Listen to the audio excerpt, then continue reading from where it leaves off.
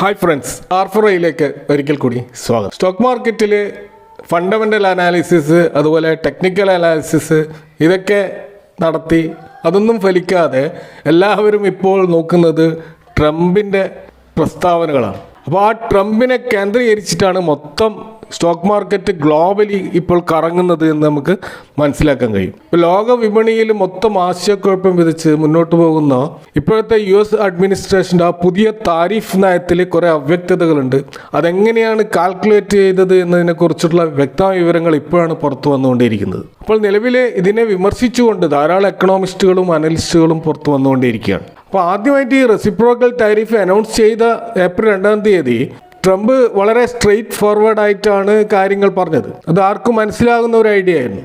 അതായത് ഒരു പ്രത്യേക രാജ്യം അമേരിക്കയിൽ നിന്നുള്ള ഇമ്പോർട്ടിന് എത്രയാണോ റേറ്റ് ഈടാക്കുന്നത് അതേ റേറ്റ് അമേരിക്കയും ആ രാജ്യത്തുള്ള ഇമ്പോർട്ടിന് ഈടാക്കും. ഇത് വളരെ സിമ്പിളായിട്ട് ആർക്കും മനസ്സിലാകുന്ന ഒരു കാര്യമാണ്. എന്നാൽ ആക്ച്വലി ഇംപ്ലിമെൻ്റ് ചെയ്യാൻ പോകുന്ന താരിഫ് കാൽക്കുലേറ്റ് ചെയ്ത ഒരു മെത്തഡോളജി ഇങ്ങനെയല്ലെന്നാണ് കണക്കുകൾ സൂചിപ്പിക്കുന്നത്. ഉദാഹരണത്തിന് ഇന്ത്യയുടെ കാര്യം എടുത്താൽ ഇപ്പോൾ മോർഗൻ സ്റ്റാൻലിയുടെ ഒരു റിസർച്ച് റിപ്പോർട്ട് പ്രകാരം ഇന്ത്യയുടെ വെയ്റ്റഡ് ആവറേജ് താരിഫ് അവർ US ഇമ്പോർട്ടിന് ഈടാക്കുന്നത് 8.5% മാത്രമാണ്.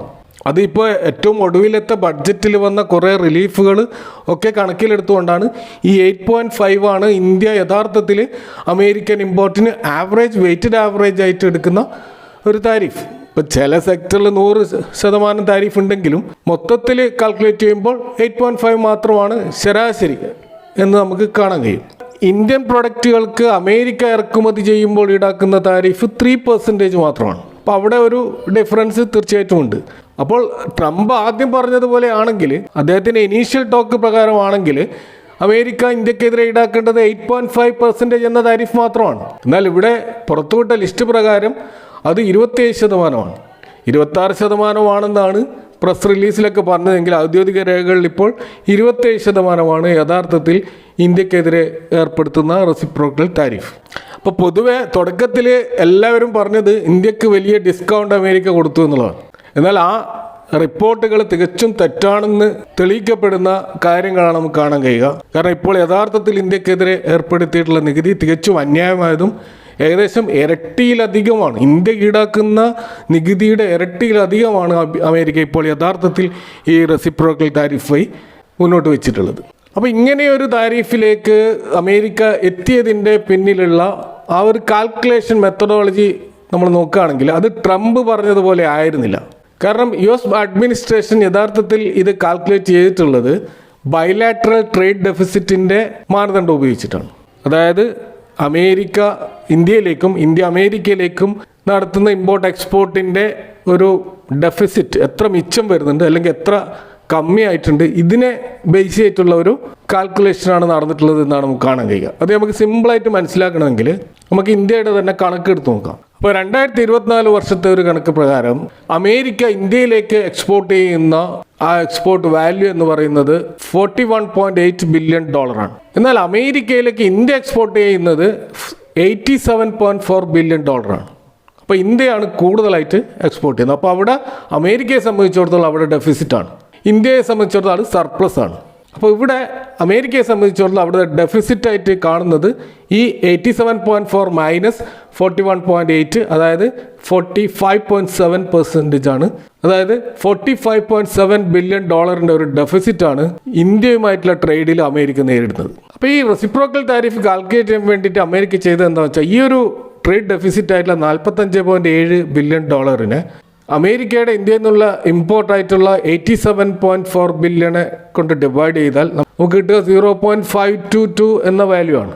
അതിനെ പെർസെൻറ്റേജ് ടേമിലേക്ക് 100 കൊണ്ട് മൾട്ടിപ്ലൈ ചെയ്താൽ നമുക്ക് 52.28% എന്ന ഫിഗറാണ് കിട്ടുക. ഇതിനെ റൗണ്ട് ചെയ്തിട്ടാണ് 52% എന്നുള്ള അമേരിക്കക്കെതിരെ ഇന്ത്യ ഈടാക്കുന്ന താരിഫ് എന്ന രീതിയിൽ ട്രംപ് അവതരിപ്പിച്ചത്. അപ്പോൾ യഥാർത്ഥത്തിൽ ഇങ്ങനെയാണോ ഇത് കാൽക്കുലേറ്റ് ചെയ്യുക? യഥാർത്ഥത്തിൽ അമേരിക്കക്കെതിരെ 52% താരിഫ് ഇന്ത്യ ഈടാക്കുന്നില്ല.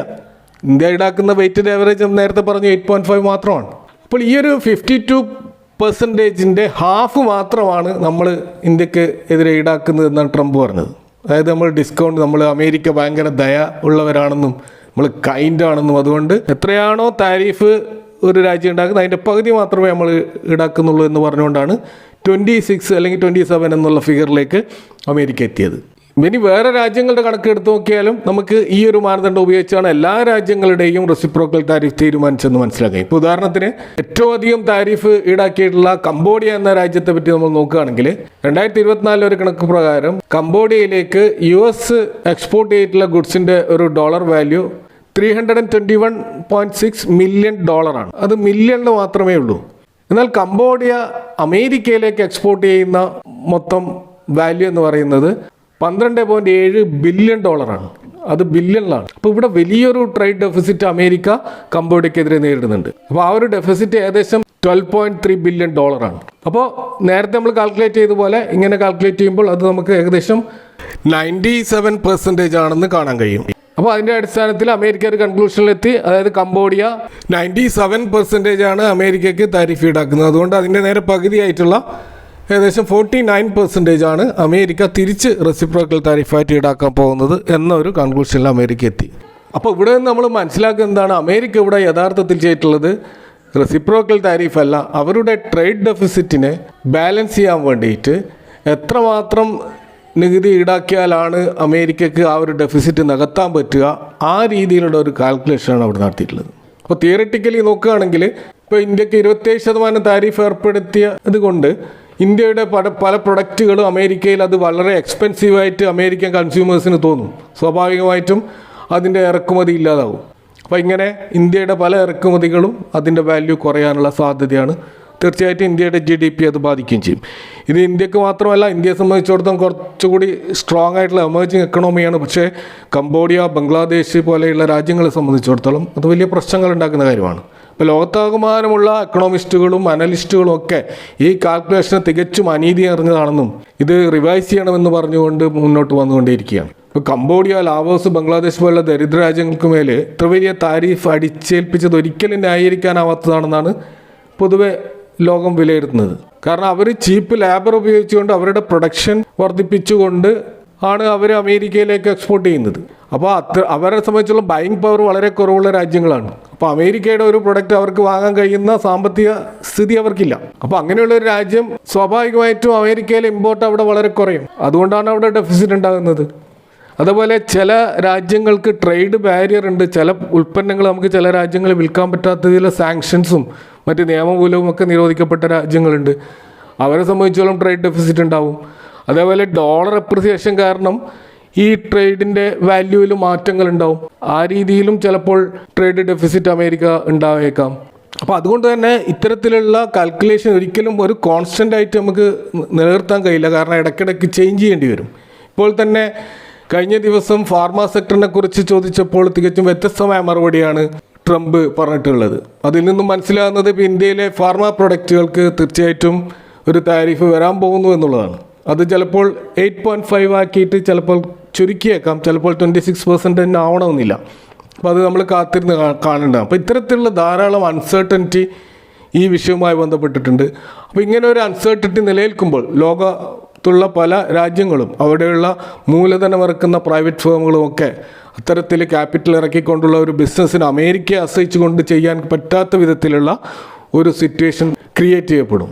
കാരണം ലോകത്തിലെ ഏറ്റവും വലിയൊരു കൺസ്യൂമർ കൺട്രിയാണ് അമേരിക്ക.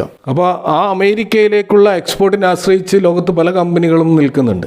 സ്വാഭാവികമായിട്ടും ഇത്തരത്തിലുള്ള അൺഫെയർ ആയിട്ടുള്ള ട്രേഡ് പ്രാക്ടീസസ് ഫ്രീ ട്രേഡ് എക്കണോമിയിലെ അതിൻ്റെ അടിസ്ഥാന തത്വങ്ങൾക്കെതിരാണ് എന്ന് പറഞ്ഞുകൊണ്ടും ധാരാളം വിമർശനങ്ങൾ പല രാജ്യങ്ങളുടെ ഹെഡുകളും ഇപ്പോൾ പറഞ്ഞുകൊണ്ടേയിരിക്കുകയാണ്.